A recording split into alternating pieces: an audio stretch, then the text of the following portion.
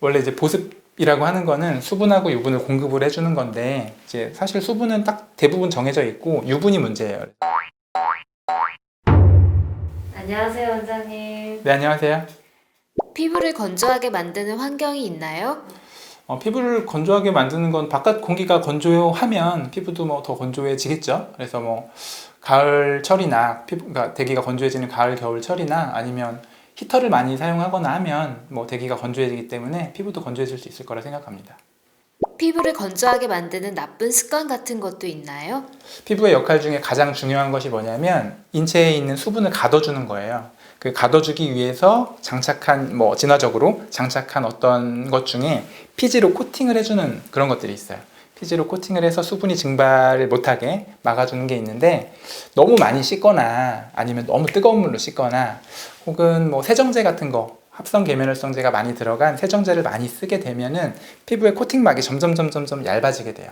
얇아지면 내부에 있는 수분이 증발을 더 많이 하겠죠. 그러면 피부도 건조해지고, 피부가 건조해지면 그 생태계 때문에 더 가렵거나 뭐 염증이 생기거나 이런 것들이 더 잘 생길 수 있습니다. 아토피나 건선 환자의 경우 보습에 더 신경 써야 할 것 같은데 어떻게 해야 할까요? 네, 맞아요.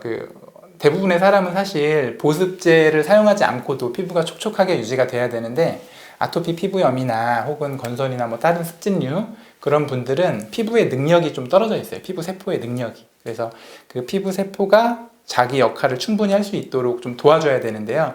그런 상황에서 유분과 수분을 적절히 공급해 주는 것들이 좀 필요할 수 있을 것 같아요. 그래서 그거는 환자의 상태, 뭐 피부의 상태에 따라서 그 비율을 좀 조절하면 될 것 같습니다. 그런 보습 제품은 어떤 성분이 들어간 것이 좋을까요? 원래 이제 보습이라고 하는 거는 수분하고 유분을 공급을 해주는 건데, 이제 사실 수분은 딱 대부분 정해져 있고 유분이 문제예요. 그래서 유분은 뭐 미네랄 오일을 쓰거나 뭐 식물성 오일을 쓰거나 이렇게 하는 건데, 제 생각에는 식물성 제품을, 천연 제품을 쓰는 것들이 더 좋다고 생각을 해요. 그래서 식물성 오일에는 그 식물이 가지고 있는 고유의 면역 물질이라든지 영양 물질 뭐 이런 것들이 많이 있거든요. 그 물질들이 피부에 공급이 되면 피부도 더 건강해지고 피부의 뭐 생태계도 더 좋아지고 이렇게 하거든요. 다만 그 물질에 알러지가 있는 경우가 간혹 있어요. 그래서 그 알러지가 있는 경우만 제외하면 저는 천연 제품, 식물성 제품을 쓰는 게 좋다고 생각합니다. 천연 제품 중에 요즘에 뭐 호호바 오일이나 올리브 오일이나 뭐 이런 것들 잘 나오거든요. 코코넛 오일이나. 그래서 저 같은 경우는 이제 호호바 오일, 올리브 오일 같은 거를 뭐 한 1대1 정도로 블렌딩해서 쓰시라고 이렇게 말씀 많이 드려요. 샤워한 후 바로 보습크림을 바르거나 물을 많이 마시는 게 도움이 되나요? 그렇죠. 그러니까 샤워를 하게 되면 일단 표피가 불잖아요. 표피에 수분이 충분히 공급된 상태에서 보습을 하게 되면 그 수분이 이제 날아가지 않게 유분으로 코팅을 좀 해주는 거죠. 원래는 그것들을 이제 피부 세포가 알아서 해야 되는데, 피부 세포가 약해지거나 뭐 기능이 조금 떨어져 있다라고 하면 외부에서 그런 정도는 도와주는 게 좋을 것 같아요.